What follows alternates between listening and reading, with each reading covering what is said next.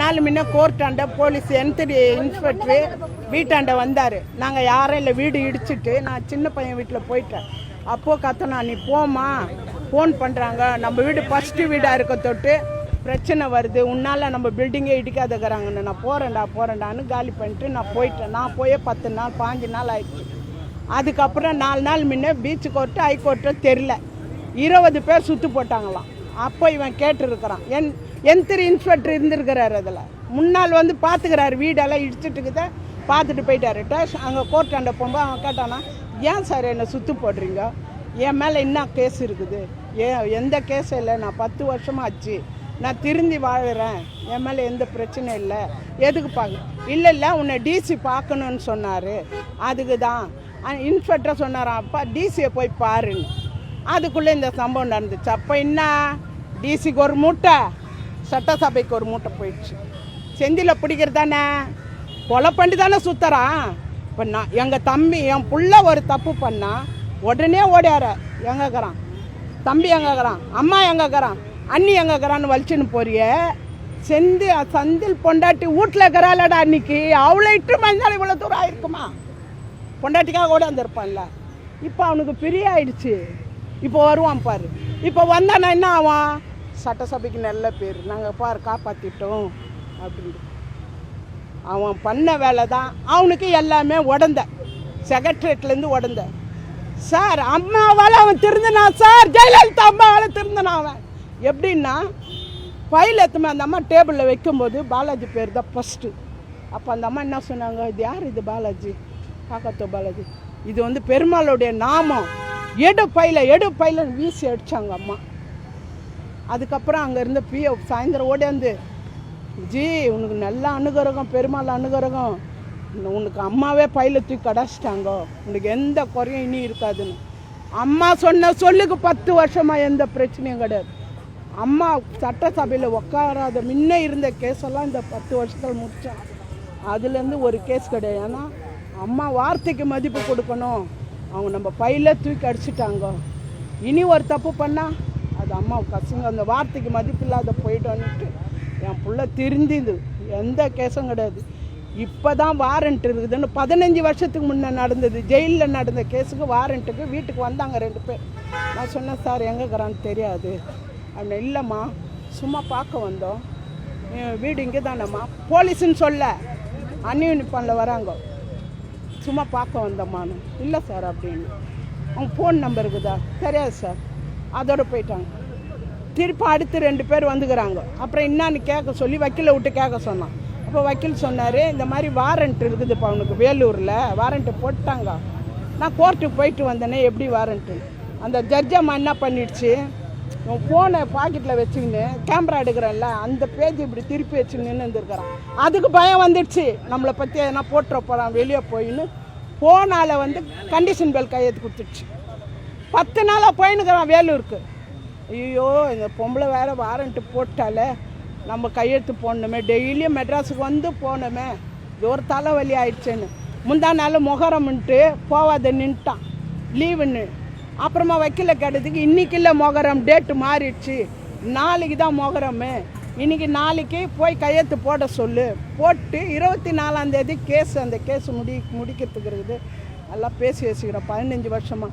2 பேரில் ஒருத்தன் அப்ஸ்காண்டட் ஆகிட்டானா, ஒருத்தனை வச்சு 5 வருஷமாக ஓட்டினுக்கிறேன். என்ன கதை? பேக்ரவுண்ட் ஆள் இல்லையா? என் வீட்டில் அடுத்த ரவுடி இல்லை, என் சின்ன பிள்ளை எதுக்கும் போவாது. அதனால் வந்து பண்ணானுங்க, நல்லா இருக்க மாட்டானுங்க. அவன் சுட்டாம்பார், அவன் பொண்டாட்டி புள்ள அல்லோகொல்லன்னு சாவும். அவன் என்னைக்கு தாலி அறுத்து நிற்பா. வரமெல்லாம் போலீஸ் எஸ்கார்டெல்லாம் வந்தால் என் பிள்ளைய வாழ்த்திட்டு போவாங்க, பாலாஜி ஒரு கல்யாணம் பண்ணுப்பா, ஒரு கல்யாணம் பண்ணிக்க மாட்டானம்மா, என்னம்மா பண்ணுறது நாங்கண்ணா?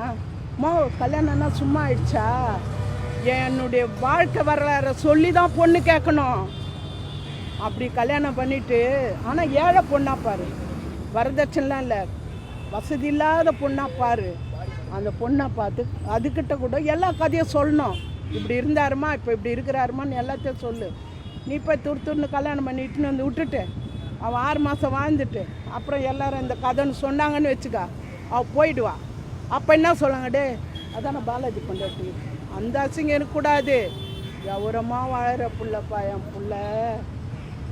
இப்போ நீங்க போனீங்க, என்ன சொன்னாங்க? பாத்தீங்களா அவங்க பையனை?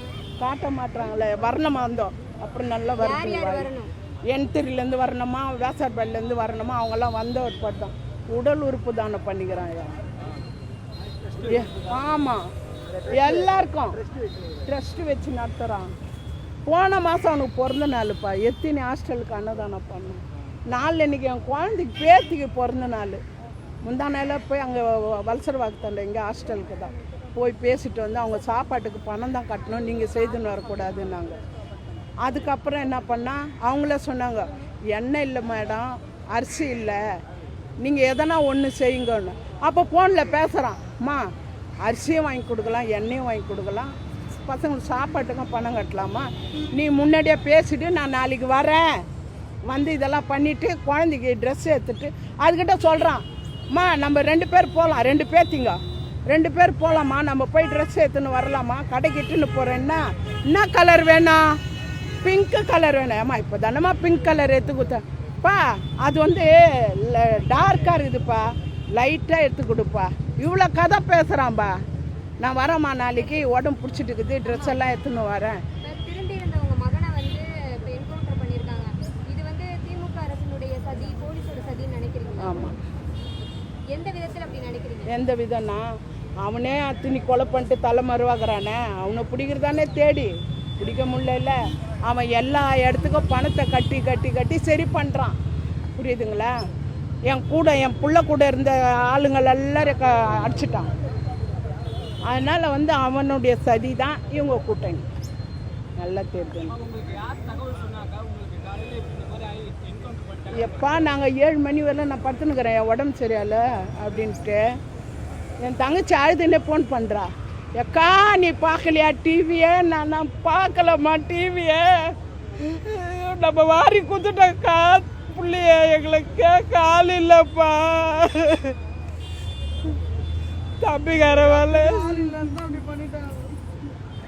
பண்ணா போட்டு அந்த பெருமாளுடைய நாள், நான் பெருமாள்கிட்ட பிச்சை கேட்ட அவனை பெத்த, அவனுடைய நாள்லே போகிறான். கடவுளை அவனுக்கு காட்டுவாங்க, காட்டாத போக மாட்டாங்க. என் புள்ள தர்மகத்தா பசினா கூட ஒருத்தரை பார்த்துட்டு இருக்காது.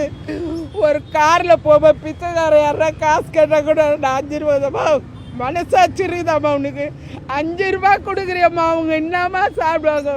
ஒரு 20-30 போடுமா, ஒரு டீ பண்ணாவது சாப்பிடுவாங்கன்னு. என் குழந்தை தர்மகத்தை வச்சு என் குழந்தை இந்த மாதிரி மூடி வச்சு கழுத்து அறுத்தாங்களே, அவங்க குடும்பம் நாசமாக போவோம். என் வயிறு எரியுதே. என் குழந்தை காகத்தோப்புள்ள வந்து 20 வருஷம் ஆகுது சார், 20 வருஷம் ஆகுது. வயசுக்கு வந்த பொண்ணுங்களாம் கேட்ட காகத்தோ பாலை தெரியுமாட்டா, நான் பார்த்ததே இல்லைன்னு தான் சொல்லுங்க. என் குழந்தை அந்த மாதிரி தான் கவர்னத்துக்கு கட்டுப்பட்ட குழந்தை. போலீஸ்காரன் கூட ஒன்று சொன்னால் அதை கரெக்டாக முடிப்பான். போகக்கூடாதுன்னா போகக்கூடாது, இன்றைக்கி வரணுன்னா வருவான். அந்த மாதிரியான புள்ள, நல்ல புள்ள என் குழந்தை. ஊர் ஜனம் யாருமே என் பிள்ளைய தப்பானதுன்னு சொல்ல மாட்டாங்க. என்ன சொல்கிறாங்க போலீஸ்? இவ்வளோ நேரம் போயிட்டு வெயிட் பண்ணீங்க, என்னென்ன சொன்னாங்க? அவங்க என்ன சொல்கிறாங்க, வேசார்பாடியிருந்து இன்ஸ்பெக்டர் வரணுமா, ஏசி வரணுமா, பேப்பர் எடுத்துன்னு வரணுமா, ஒரே குண்டு சுட்டுக்கிறாங்களாம் இந்த இடத்துல.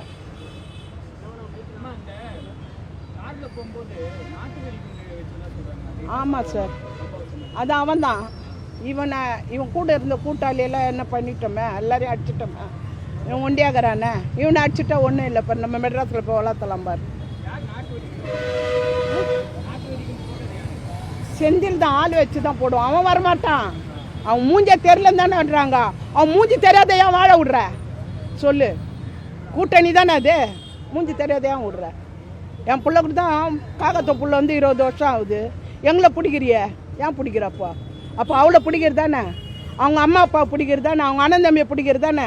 குடும்பத்தை இவ்வளோ பேரை பிடிச்சி போட்டியே, இவனை சாவச்சிட்டாங்கன்னு அவங்க வீட்டால ஒரு ஆளை பிடிச்சியா சொல்லு? ஏன் பிடிக்கல? பணம் பணம், அவ்வளோ பணம். என்கிட்ட பணம் இல்லை. ஊர் பேர் என்ன? பாலாஜா.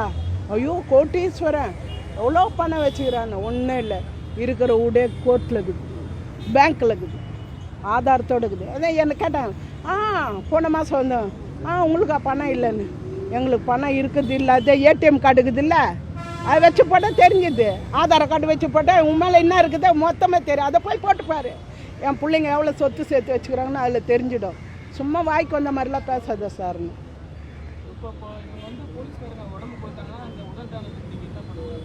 எனக்கு தெரியாது சார், அவன் தான் சார் சொல்லுவான்.